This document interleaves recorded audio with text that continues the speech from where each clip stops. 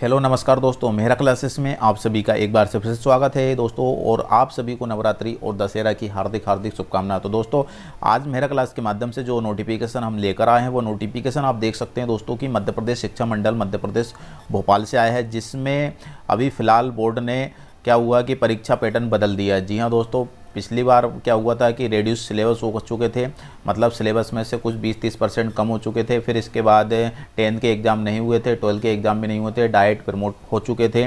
और इसके बाद इस साल हो सकता है कि 22-23 के सेशन में कि यदि थर्ड लेयर आ जाती है कोविड की, तो हो सकता है कि इस बार भी एग्ज़ाम ना हो। तो दोस्तों अभी ये कह नहीं सकते, सिर्फ अनुमान लगा सकते हैं।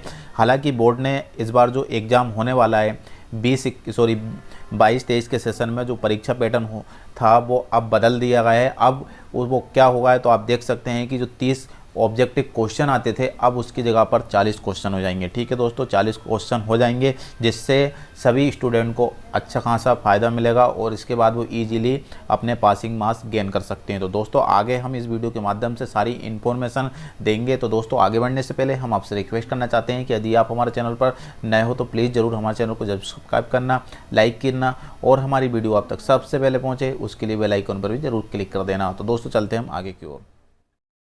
तो दोस्तों देख सकते हैं कि हम आपको दैनिक भास्कर एप्लीकेशन पर लेकर आए हो, जहां पर अभी आज न्यूज़ आ चुकी है और जहां पे आप देख सकते हैं कि मध्य प्रदेश बोर्ड में पास होना आसान हुआ। 10वीं 12वीं की परीक्षा का पैटर्न बदला, ऑब्जेक्टिव 40 अंक के होंगे। तिमाही परीक्षा से लागू हुआ ये नया पैटर्न। जी हाँ दोस्तों, अभी फ़िलहाल की स्थिति में ये पैटर्न लागू हो चुका है। अभी इसकी ऑफिशियल वेबसाइट पर तो नहीं शो हो रहा है, लेकिन अभी न्यूज़ पे हो चुका है। ठीक है, तो MP बोर्ड से ज़्यादा अंक के ऑब्जेक्टिव 10वीं 12वीं 25 अंक की जगह 40 अंक के होंगे। अगले साल से 2 पृथक पत्र प्रश्न भी होंगे। 9वीं 11वीं गायन वादन तबला के प्रश्न भी अब शुरू हो जाएंगे। ठीक है, ये नए सेशन के लिए दोस्तों।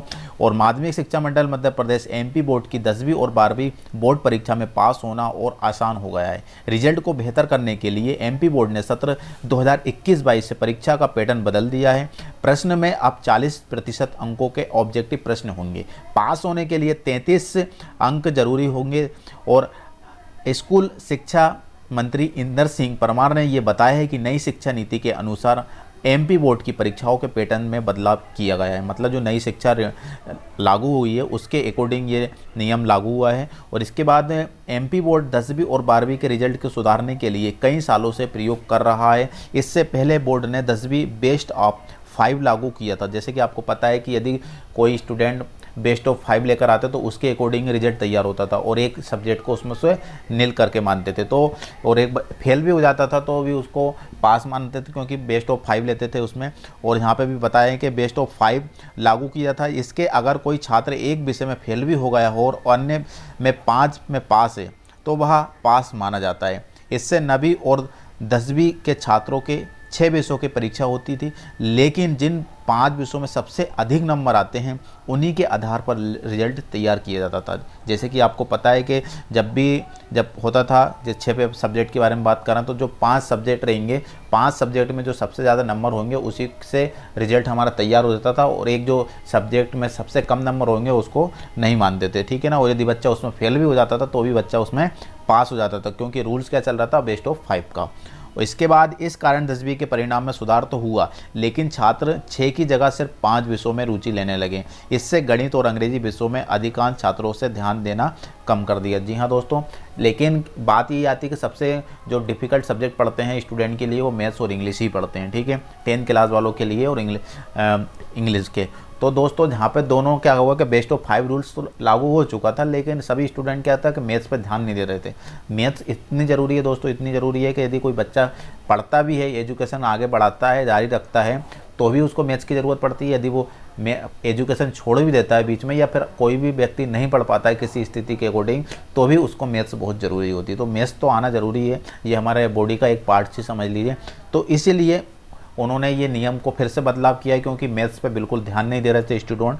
और इसके बाद इस तरह होगा पेपर। बोर्ड की पाठ्य चर्चा समिति की बैठक में हुए निर्णय के बाद 10वीं और 12वीं के प्रश्न पत्र में ऑब्जेक्टिव प्रश्न 40% करा दिए गए हैं। ये पैटर्न सत्र 2021-22 से यानी इसी सत्र से लागू कर दिया गया है। अभी तक 10वीं 12वीं परीक्षा में 25% अंकों के ऑब्जेक्टिव प्रश्न पूछे जाते थे। नए ब्लूप्रिंट को लोक शिक्षण द्वारा 24 सितंबर से लेकर आयोजित की जाने वाली तिमाही परीक्षा में लागू भी कर दिया है।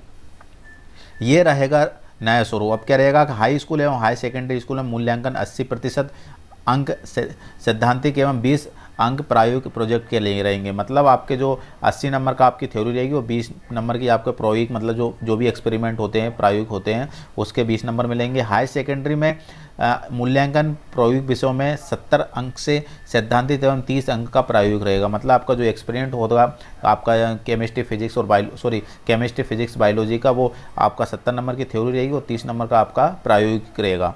इसके बाद यहाँ पे हाई स्कूल एवं हाई सेकेंडरी के सभी विषयों के सैद्धांतिक प्रश्न में 40% वस्तुनिष्ठ प्रश्न, 40% विषय आधारित प्रश्न एवं 20% विश्लेषणात्मक प्रश्न भी होंगे। साथ में 10 सत्र 2022-23 में कक्षा 10वीं एवं 12वीं में 2 पृथक प्रश्न पत्र गायन, वादन, तबला और पखाबाज बनाए जाएंगे। हाई स्कूल एवं हाई सेकेंडरी में भारतीय संगति विषय अंतर्गत सत्र 2021-22 में 9वीं एवं 11वीं में 2 पृथक प्रश्न पत्र गायन, वादन, तबला और पखाबाज बनाए जाएंगे। तो यहाँ पे इस तरीके से ये नया पैटर्न जारी हो चुका है और अब ये 22-23 के सेशन में ये नियम लागू रहेगा। तो दोस्तों ये अच्छी तरीके से समझ लेना है इसको। अभी इसकी ऑफिशियल नोटिफिकेशन पर जब इसका नोटिफिकेशन जारी हो जाएगा तो उसके बाद उसके को भी हम पब्लिश कर देंगे मेहनत क्लास के माध्यम से। तो दोस्तों हम इस वीडियो को यहाँ पे अब एंड करते हैं और आप हमारे चैनल पर नए हो तो प्लीज़ हमारे चैनल को जरूर सब्सक्राइब कीजिए और इसको शेयर भी करना ताकि सभी स्टूडेंट तक ये न्यूज़ पहुँच सके। तो दोस्तों